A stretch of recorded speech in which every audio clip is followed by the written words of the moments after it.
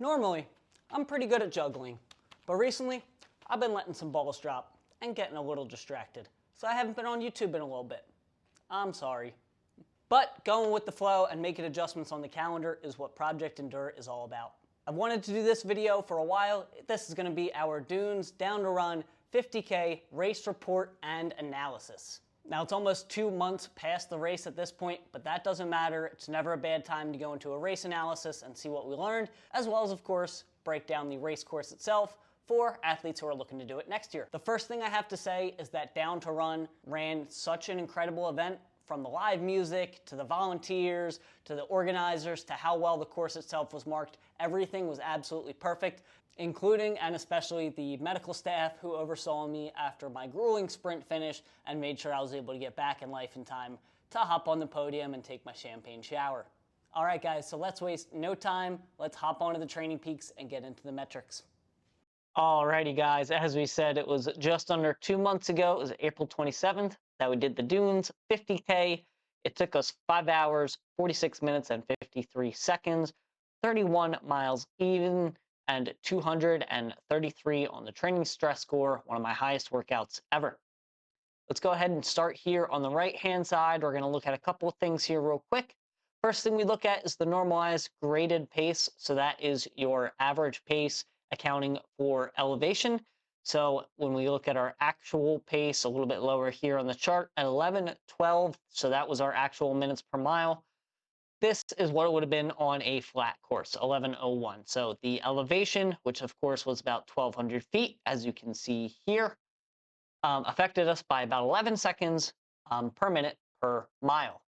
The second thing we're going to look at here is the PA to heart rate coupling, which was at 8.6%. So that is short for pace to heart rate coupling. And I'm going to show that metric to you guys here live so you can understand what it looks like. So what that means is the difference and or efficiency. I'm not going to explain it perfectly, but the difference in efficiency between these two lines here, your pace in the green and heart rate in the red. The closer together these lines are, the more efficient your heart rate is running at a certain pace.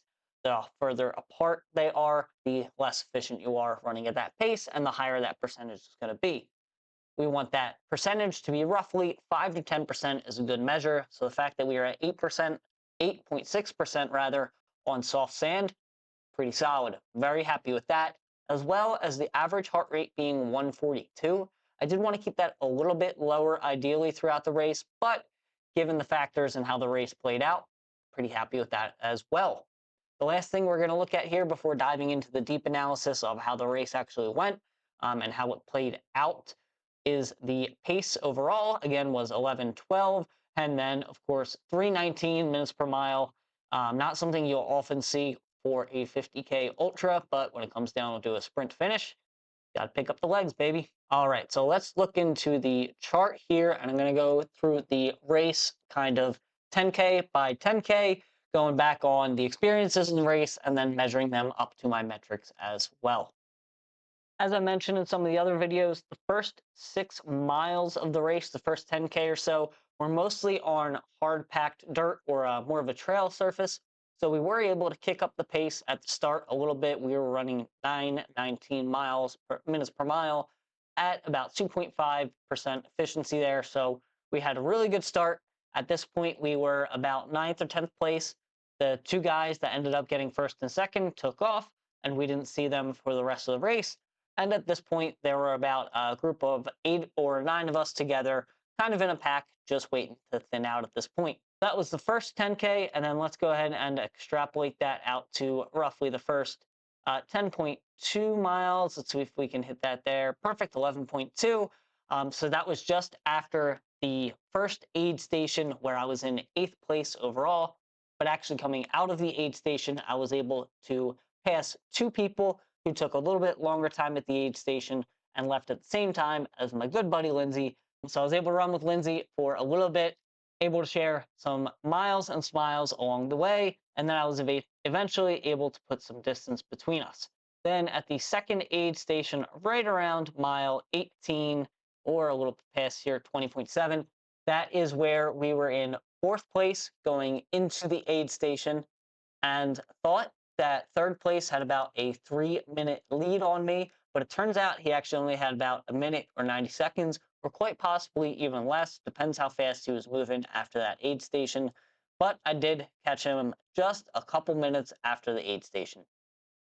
While I did catch him right at here, mile 20, I hung with him for a little bit here for probably about 4 or 5 miles, right up until that last 10K, which was the final aid station, which unfortunately I didn't have any video of, which was right around the marathon mark at mile 24, 25, right before you end the soft sand and go back into that last stretch of trail that was also the fastest at the beginning.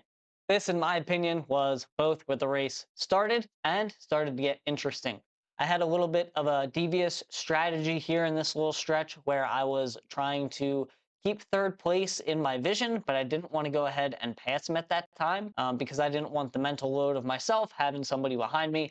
My goal was just to kind of keep him right in front of me and then believe in my own speed when we got to that last final 10K stretch and close in on him then if I still needed to. So anytime he would walk, I would walk. We did leapfrog for a little bit. He eventually made me pass him after about 3 or 4 miles, and then he was able to catch back up to me going into that last aid station at mile 24, mile 25. I was able to go through that aid station without taking any aid, so I was able to drop him and then pick up my pace here in that last 10K or so. We can see this is where things started to get really interesting. As planned, I picked up the pace for just a little bit, ideally just to put some space between me and third place, but which I was specifically doing from this moment until this moment. I was doing a good job and kept myself well within my range. But that's when I saw another person. I couldn't tell who it was at the time. It ended up being the first overall female finisher coming and breathing down my neck. I saw her with probably about a quarter mile behind me wearing a bright pink t-shirt, and I realized I had to turn it right back on, as you guys can see with this second little initial stretch of increased heart rate and pace. I was just trying to keep in front of her, kept turning around, she kept closing the gap. Fortunately, when she did pass me right here, as you can see as the pace and heart rate drops, I did notice obviously that she was female, not knocking me off the overall podium for the males. So I was grateful for that, and also shout out to her. She was cruising, definitely making it look pretty easy, especially at mile 28. So again, shout out to her. She ended up winning the race. I'll go ahead and plug her name in here. She absolutely kicked butt. So I actually had to stop right here, and that's where things really got interesting. Because of that recent sprint, I once again demanded too much of my digestive system and too much from my stomach, and started to lose my stomach contents and had to pull over for a little bit. So for the next 3 miles or so, it was really about a combination of survival and kind of trying to know it was still a race. I was in third place. I wasn't trying to settle for that. I was happy to be in third place, but knew the podium wasn't secure one bit. So I kept looking over my back. I was genuinely trying to pick up the pace as much as I could, as much as my stomach and body would let me, but didn't see someone coming until they were on my back.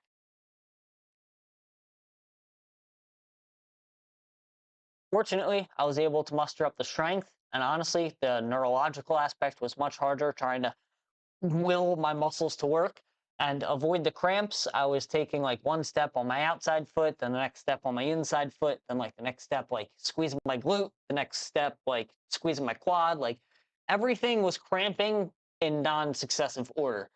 So that last sprint finish was obviously absolutely brutal, but also at the same time, I wouldn't trade it for the world. I didn't get a chance to talk to the competitor there that chased me down. He did obviously pat me on the back as I was writhing in pain, but I didn't get a chance to congratulate him as well on his race. Plus, I heard he was a Palm Beach County firefighter, so if anybody knows, definitely would like to reach out to him. But anyways, that is the Dunes Down to Run race report. If you guys have any questions or want to hear more about the metrics, please let me know. Again, thanks as always for watching. I love you guys. Subscribe and follow. Happy training, and as always, let's get back to work.